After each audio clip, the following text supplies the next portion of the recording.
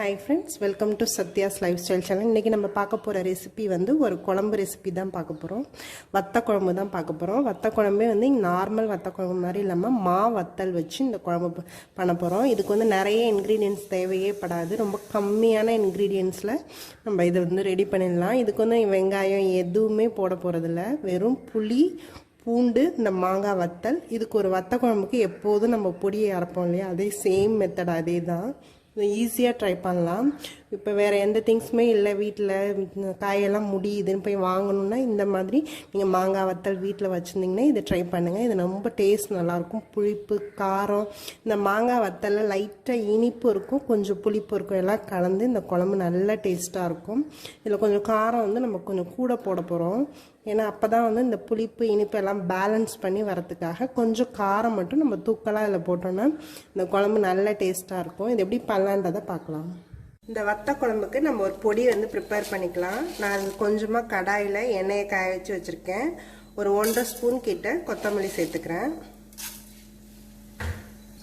3/4 spoon கிட்ட பச்சரிசி சேர்த்துக்கிறேன். 1 ஸ்பூன் துவரம்பருப்பு சேர்த்துக்கிறேன். 1/2 ஸ்பூன் உளுத்தம்பருப்பு சேர்த்துக்கிறேன். கடலைப்பருப்பு 1 ஸ்பூன் சேர்த்துக்கிறேன். 4 வரமிளகாய் சேர்த்துக்கிறேன். இந்த மிளகால ஒரு 4 நம்பர் சேர்த்துக்கிறேன். இது கலர் மட்டும்தான் வரும், காரம் இருக்காது.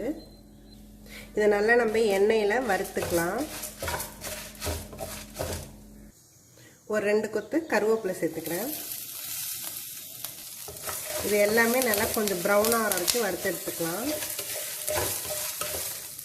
இது எல்லாமே நல்லா வறுத்தாச்சு. இது நல்லா கூல் ஆனோன்னா இதை நம்ம பொடியாக அரைச்சி எடுத்துக்கலாம். இந்த மா வத்தல் குழம்பு பண்ணுறதுக்கு நான் வந்து இந்த மாங்காய் வத்தலை ஒரு 1/2 hour முன்னாடியே சுடு தண்ணியில் நான் நல்லா ஊற வச்சுருக்கேன். இது இப்போ நல்லா ஊறி இருக்கும், இல்லைன்னா இது ரொம்ப நேரம் ஆகும் வேகிறதுக்கு. ஏன்னா ரொம்ப ட்ரையாக இருக்குன்றதுனால இது நம்ம ஒரு 1/2 hour முன்னாடியே ஊற வச்சிடலாம். இது எனக்கு இப்போ நல்லாவே ஊறி இருக்குது. இந்த பொடியும் நான் இப்போ நல்லா இது கூலாகிடுச்சு. இதை நான் நல்லா அரைச்சி எடுத்துக்கிறேன். நான் வந்து வத்த குழம்பு பண்ணுறதுக்கு நான் வந்து கடாயில் கொஞ்சமாக நல்லெண்ணெய் தான் எடுத்துக்கிறேன். இது நல்லெண்ணெயில் தான் பண்ணணும். ஸோ அதுக்காக நான் கொஞ்சமாக ஊற்றிருக்கேன். இது நல்லா ஹீட் ஆகட்டும். எண்ணெய் நல்லா ஹீட் ஆகிடுச்சு. நான் கடுகு உளுத்தம் பருப்பு போட்டுக்கிறேன். வெந்தயம் ஒரு 1/4 ஸ்பூனுக்கும் கம்மியாக போட்டுக்கிறேன். பெருங்காயம் போட்டுக்கிறேன். கருவேப்பிலை போட்டுக்கிறேன். 2 வரமிளகாய் போட்டுக்கிறேன். நல்லா நம்ம எண்ணெயில் லைட்டாக இந்த எண்ணெயில் வதக்கிக்கலாம். பூண்டு போட்டுக்கிறேன். இது நல்லா நம்ம எண்ணெயில் கொஞ்சம் வதக்கிக்கலாம். இந்த வத்த குழம்புக்கு வந்து ஆனியன் எதுவுமே நான் யூஸ் பண்ணல, வெறும் பூண்டு மட்டும்தான் நம்ம யூஸ் பண்ணி பண்ணுறோம். இதுக்கு ரொம்ப இன்க்ரீடியன்ட்ஸ் எதுவுமே தேவைப்படாது. இந்த பூண்டு வந்து இந்த எண்ணெயில் கொஞ்சம் நல்லா வதங்கணும். அந்த ஸ்மெல் வந்து இந்த எண்ணெயில் இறங்குற வரைக்கும் நல்லா கொஞ்சம் வதக்கிக்கலாம். நல்லா இந்த பூண்டு நல்லா எண்ணெயெல்லாம் வதங்கிட்டே இருக்குது. இது வதங்க நல்லா இந்த ஸ்மெல் வந்து நல்லா அந்த பூண்டு அந்த எண்ணெயும் நல்லெண்ணெயும் கலந்து நல்லா இருக்கும் இந்த ஸ்மெல்லு. இது நல்லா வதங்கிடுச்சு. இப்போ வந்து நான் அந்த புளி தண்ணியை இதில் ஆட் பண்ணிக்கிறேன். கொஞ்சமாக மஞ்சத்தூள் போட்டுக்கிறேன். இந்த குழம்புக்கு தேவையான அளவுக்கு சால்ட்டு சேர்த்துக்கிறேன்.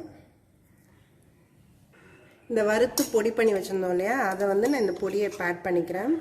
நான் இப்போ ஒரு 2 ஸ்பூன் கிட்ட ஆட் பண்ணிக்கிறேன். லாஸ்ட்டாக வந்து நிறுத்த போகும்போது நம்ம இன்னொரு ஸ்பூன் ஆட் பண்ணிக்கலாம். அப்போ தான் அந்த ஸ்மெல் நல்லாயிருக்கும். இது எல்லாத்தையுமே நல்லா மிக்ஸ் பண்ணிக்கலாம்.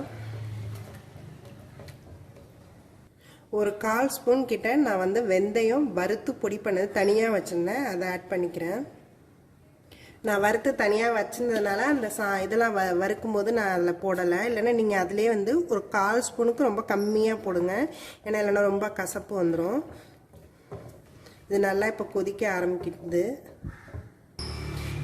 இப்போ வந்து நான் அந்த ஊற வச்சுருந்தேன் இந்த மாங்காய் வத்தலை வந்து இதில் ஆட் பண்ணிக்கிறேன்.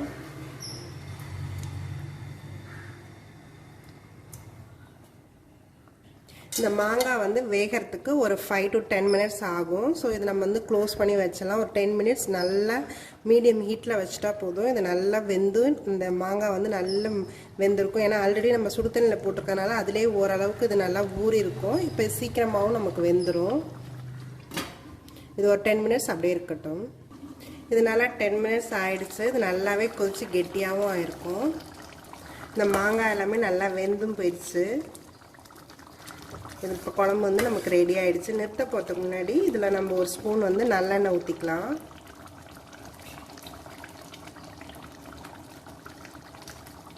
இப்போயே இது நல்லா திக்காயிடுச்சு. இது இன்னும் சூடு ஆற ஆற இன்னுமே நல்லா திக்காயிடும். வத்த குழம்பு எப்போதுமே நல்லா கெட்டியாக இருந்தால் தான் நல்லாயிருக்கும். ஸோ இதை நிறுத்திடலாம்.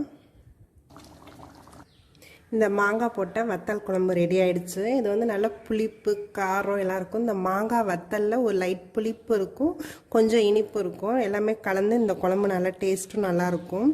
நல்ல ஒரு டிஃப்ரெண்ட் டேஸ்ட்டில் நார்மல் வத்த குழம்பை விட இந்த மாங்காய் வத்தல் போட்டு செய்யும்போது இன்னுமே நல்ல டேஸ்ட் நல்லாயிருக்கும். இதை நீங்களும் ட்ரை பண்ணி பாருங்கள். என்னோடய வீடியோஸ் எல்லாத்தையும் பாருங்கள். மறக்காமல் எங்கள் சேனலை சப்ஸ்கிரைப் பண்ணுங்கள். தேங்க்யூ ஃபார் வாட்சிங்.